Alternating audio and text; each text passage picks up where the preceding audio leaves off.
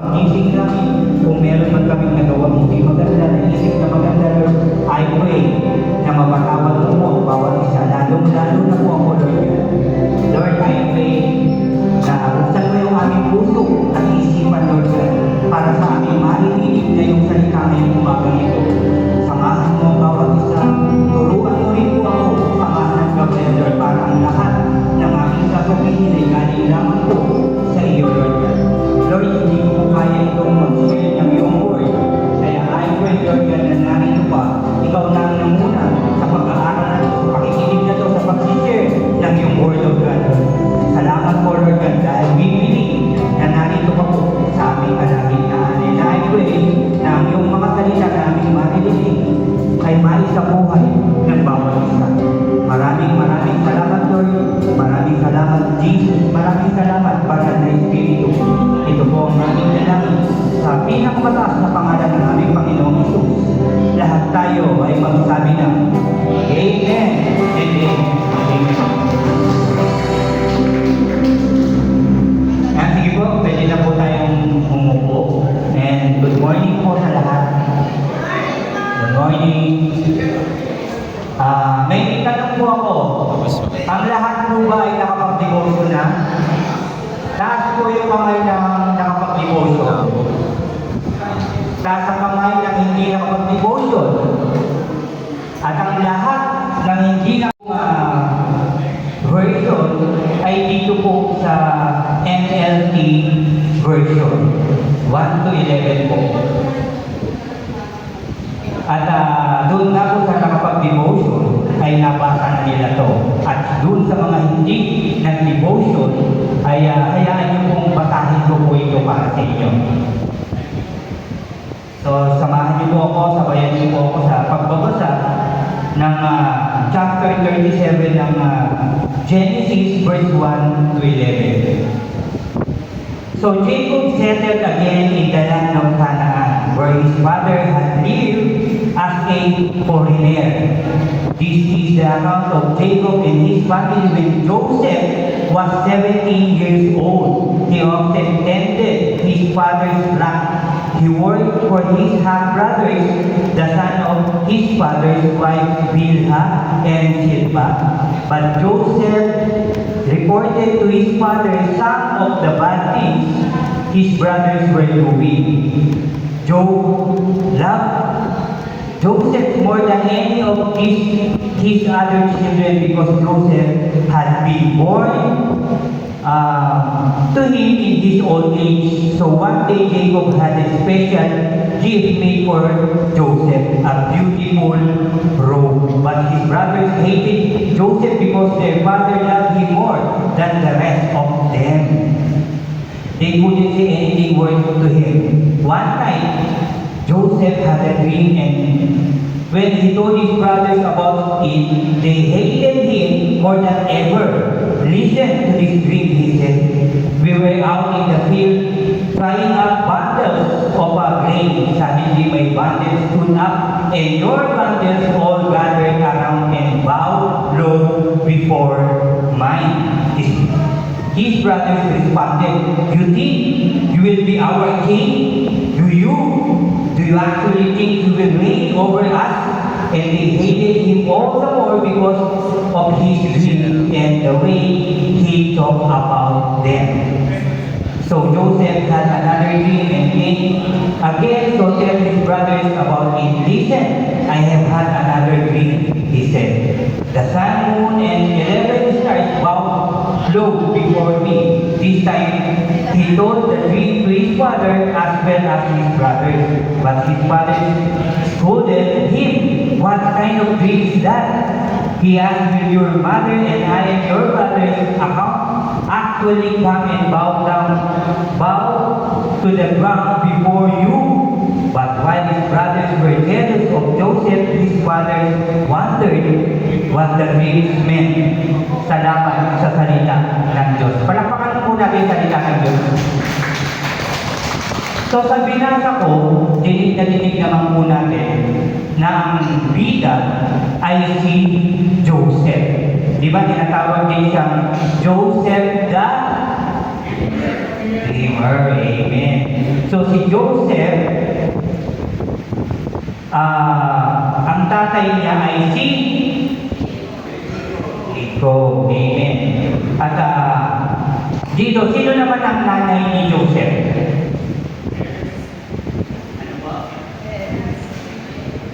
Si Rachel. So, alam niyo po ba kung pangilang anak siya ni Jacob? Pang-11, tama, amen. At siya ay panganay na anak ni Rachel. So, sa chapter 37 ng Genesis 1 to 11, sa binasa ko nga dito, ang story ni Joseph, highlight dito ang pagiging paboritong anak siya ni Jacob at yung mga panaginip ni Joseph na nagresulta ng selos at galit sa kanyang mga kapatid. So, point number 1 ko po dito ay favoritism. Sabi nga sa verse 3 na aking binasa kanina, Jacob loved so much, no, itong si Joseph, kesa doon sa ibang mga anak niya, kasi nga matanda na siya nang ipinanganak niya ito. So one day, Jacob had a special gift made for Joseph, a beautiful robe. Ginawa niya ng robe, magandang robe itong si Joseph. Dahil nga po, mahal na mahal niya itong si Joseph. Pinapakita dito yung kakaibang love ni Jacob kay Joseph, kakaibang treatment, kakaibang pag-aasikaso. So, may narinig nga ako, no, na magkaiba raw yung tinitignan sa tinititigan. Tama po ba yun? Narinig na po ba natin yun? No? Iba raw yung...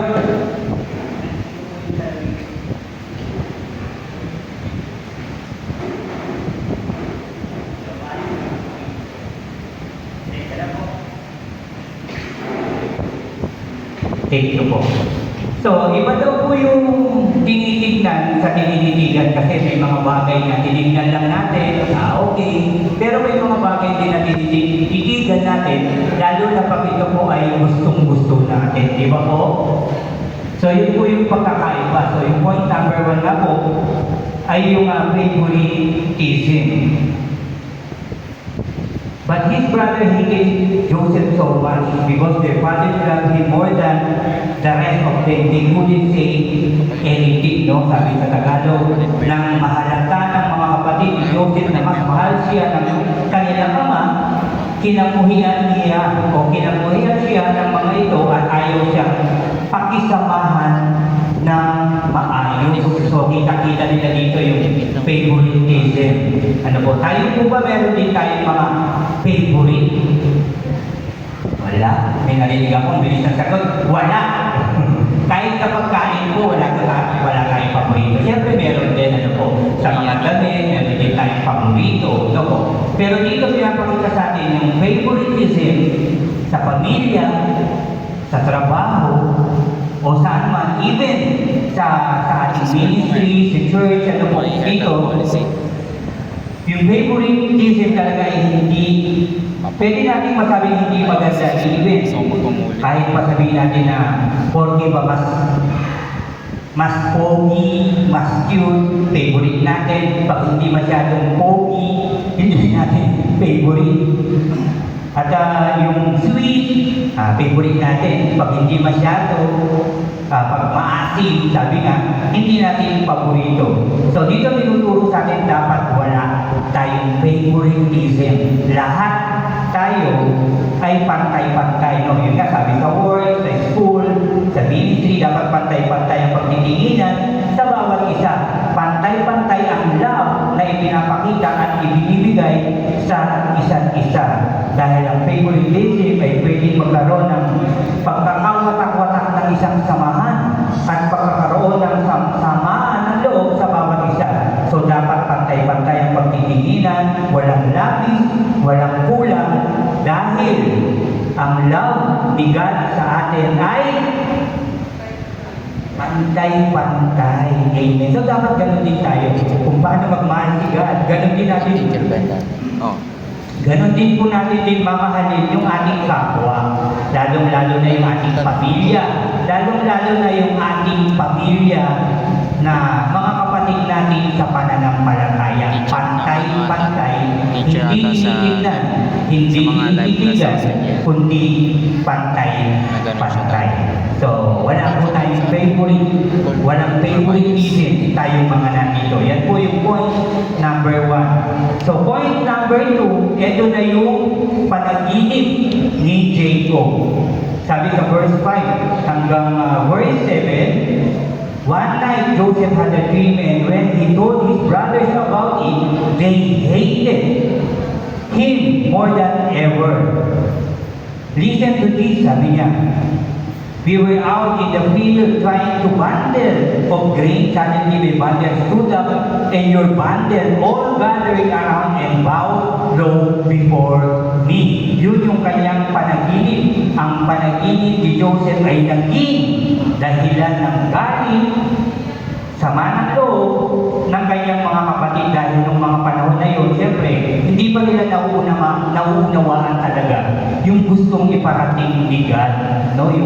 Yung mga plano, yung purpose ng Diyos. So, talaga nagkakaroon pa ng galit, pero kung alam na nila yung plano ng Diyos, kagaya halimbawa, may napakinipan si Bro JR at sinabi sa akin, napakinipan ko, Bro OG, ito. Bilang leader, bilang mananampalataya, yun ay purpose ni God. So, dapat hindi ako talaga sa'yo yun, sa akin wala. Hindi dapat ganun. So, dapat matutuwa tayo sa panaginip ng ating mga kapatid sa pananampalataya. Lalo-lalo na sa ating mga leaders, pag sinabi sa atin. Creations. So, hindi tayo dapat hindi sumama ang loob, no? At hindi rin tayo dapat nagmamayabang doon sa our revelation o pakitain ng Diyos para sa atin. Dahil hindi lang yun pang sarili, kundi yun ay para sa lahat ng tao. Lalo-lalo na sa ministry. Reminder din dito sa ating lahat na yung mga panaginip natin maaari o posibleng inire-reveal sa atin ng Diyos ang kanyang mga plano para sa ating kinabukasan, para sa future life na darating. Kahit parang imposible sa atin dahil ito ay panaginip lang, pero baka ito ay part o sigurado part ito at purpose ng Diyos para sa ating lahat. Amen po ba? Amen. So kaya titignan natin panaginip natin baka kasi may nire-reveal na si Lord, no, na maraming tao, ibig sabihin marami nang ibibigay sa atin, delegates. Amen po ba? Maraming ibibigay na first timer, kaya isipin natin mabuti yung panaginip natin at ask God then, Lord, ano po ang ibig sabihin nito? Ano po itong panaginip na to? Ganun ang sasabihin natin palagi. Kasi reminder yun, no? At paalala, at yun nga ay purpose ng Diyos sa bawat isa para lumago tayo sa ating ministry. Amen. So yun yung point number 2, yung panaginip. At dito po, lastly, yung point number 3 ay yung selos at galit. Sabi sa verse 8, his brothers responded, so you think you will be our king? Do you actually think you will reign over us? And they hated him all the more because of his dreams and the way he talked about them. Soon Joseph had another dream, and again he told his brothers about it. Listen, I have had another dream, he said. The sun, moon, and 11 stars bow low before me. Verse 10, this time he told the dream to his father as well as to his brothers. But his father scolded him. What kind of dream is that? He asked, will your mother and I, your brothers, actually come and bow to the ground before you? And 11, but while his brothers were jealous of Joseph, his father wondered what the dream meant. So, ibig sabihin, inisip-isip ng tatay niya, ano kaya ibig sabihin ng panaginip ng aking anak? So, gano'n din yung sabi ko kanina, na isip-isipin din natin yung ating panaginip, no? Yung panaginip ni Joseph, kasama yung pagiging favorite sa kanya ng kanilang ama, nagsama-sama yun at umusok at biglang sumiglap yung selos at galit ng kanyang mga kapatid. Kaya kung ano-ano ang sinabi sa kanya, no, kay Joseph, yung galit ng mga kapatid ni Joseph sa kanya ay isang example na kung paano ang ang selos ay mauwi sa hindi magandang pangyayari sa isang samahan. So ang ating devotion ngayon ay marami na naman tayong natutunan. Yung favoritism, wala yung panaginip, ask God, ano po ba to? And yung selos at yung galit ay dapat wala sa ating mga puso. Ano po? So dapat, ang meron lang tayo sa puso ay yung love, and love. Dahil yan ang tinuturo sa atin, di ba? Magmahalan tayong lahat. Even our enemies, mahalin natin dahil yun ang gustong gawin natin ng Diyos.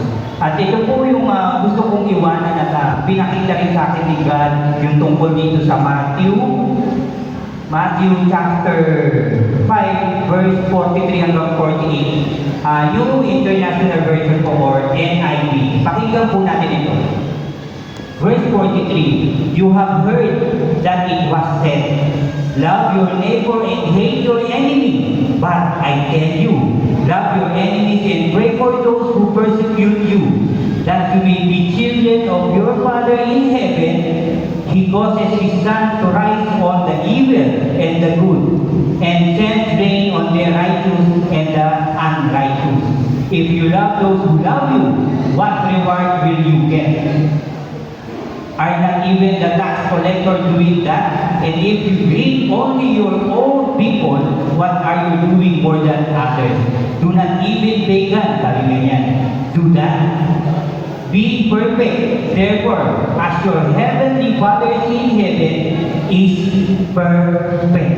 Gayahin natin, tularan natin ang love ng ating Diyos sa ating lahat. Walang galit, walang selos, kundi punong-puno ng pagmamahal dapat ang ating mga puso at ang ating buong pagkatao. Let us pray. Yes, O God, aming Diyos na makapangyarihan sa lahat, muli ka namin pinupuri at pinasasalamatan. Maraming salamat po sa iyong salita na aming narinig ngayong umagang ito, Lord God. Lord, I pray na maging mabuting tao nga po kami. Una, para sa iyo at sa aming kapwa na matuto kaming magpatawad, magmahal, at magpakumbaba. Hindi lang sa gusto namin, kundi para sa lahat ng tao, Lord God. Yan ang aming maramdaman sa lahat ng tao, even nakagaling, umigaling sa amin, Lord God. I pray na mahalin namin siya at patawarin, Lord, dahil mapagmahal ang aming Diyos. Kaya dapat ito ang gayahin ng bawat isa. Maraming salamat, Lord, dahil I believe na marami kaming natutunan at ang lahat ng narinig namin ay yung salita, ito'y maisa sa buhay namin at maisi-share namin sa aming mga mahal sa buhay at sa lahat ng tao. Maraming salamat po muli, Lord. Pinupuri ka namin, pinasasalamatan, sinasamba ka namin sa tanging pangalan ng aming Panginoong Yesus na aming tagapagligtas. Lahat tayo ay sumigaw ng